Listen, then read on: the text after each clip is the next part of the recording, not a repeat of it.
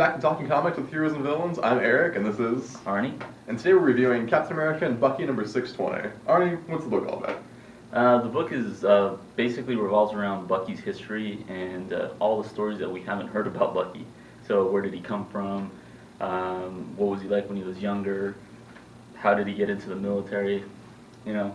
And who is Bucky for viewers who don't know? Bucky is Captain America's original kid sidekick. He's kinda basically like Robin. his Robin, yeah. It's Robin to Batman. Which is funny because it's Robin in World War II. Right. And although we know all sorts of history with Steve Rogers, who's Captain America, Bucky seems to suffer from the Jesus complex, where you don't know anything about his teenage years.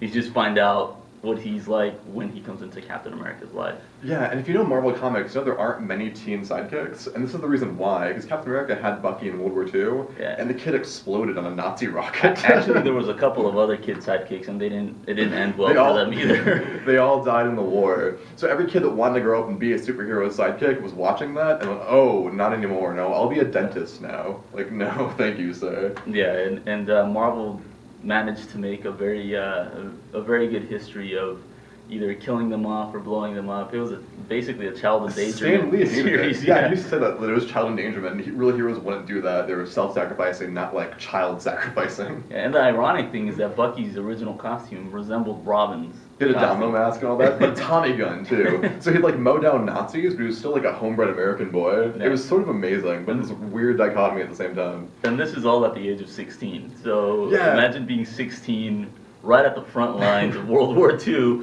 in spandex. So Marvel kind of swept it under the rug for a while. You didn't really hear about Bucky for a long time. He was just kind of this like dirty secret that was in the closet of Captain America.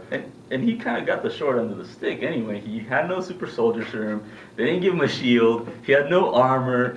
I mean, he was just so a kid in a His superpower was murdering. He was like the Punisher at age 16. It was amazing. But they're all bigots, so it's okay. It was insane. But the new writer, Ed Brubaker, loved Bucky. The guy's phenomenal. Because he's a crime writer, first of all. He's not really a superhero writer. He did books like Scene of the Crime, Low Life, Criminal, that kind of thing.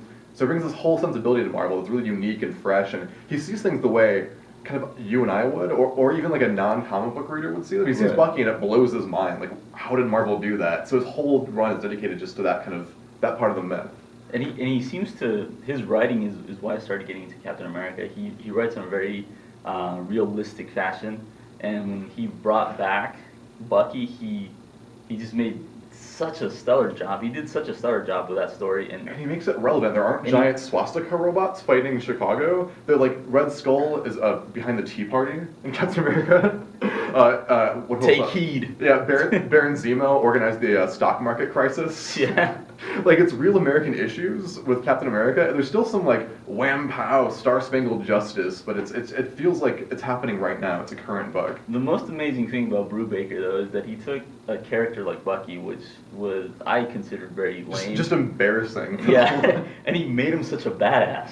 Like he brought him back as this government assassin, but for the Russians, it was just amazing. Yeah, it turns out when he blew up in the war, the Russians found him and made him into like a RoboCop cyborg, and they would freeze him until they needed him to carry out assassinations, because they knew that Steve Rogers wouldn't kill him if he found him. Steve was a hardcore like soldier guy who takes up any opponents he has to. You guys have seen the movie, you know what's up. But he feels really guilty about Bucky. Yeah, this one guy looks sort of like Bucky, and Steve thought that he was going crazy seeing him. He thought that he was having guilt flashbacks, but. Yeah, so he was an assassin and he came back, and then he was actually Captain America for a while. He donned the costume and wore the shield, and yeah. So it's a good Bucky story, which is really good to have in Marvel. Plus he's got a robotic arm. But anyway, that's just a prelude to what we read this week.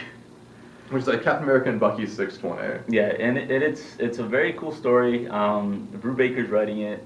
And there's a couple other guys involved. Who else is involved there? Mark and Draco was the writer, the artist, which is pretty awesome. Mm-hmm.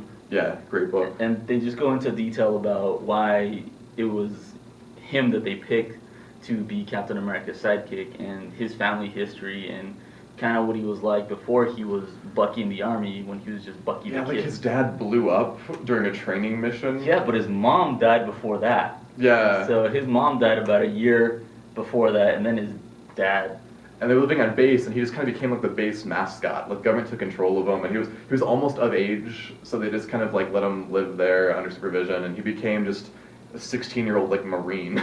Yeah, and before he was even into the military, he's already just beating kids up on his own. Yeah, just full of rage. But he wasn't a bully. He was just, you know, he's like Steve Rogers. He didn't back down from anything, and that's why Steve likes him, because he's the same way. Yeah. He can't tolerate bullies, and that's how they see Nazis on a grand scale. So it's amazing.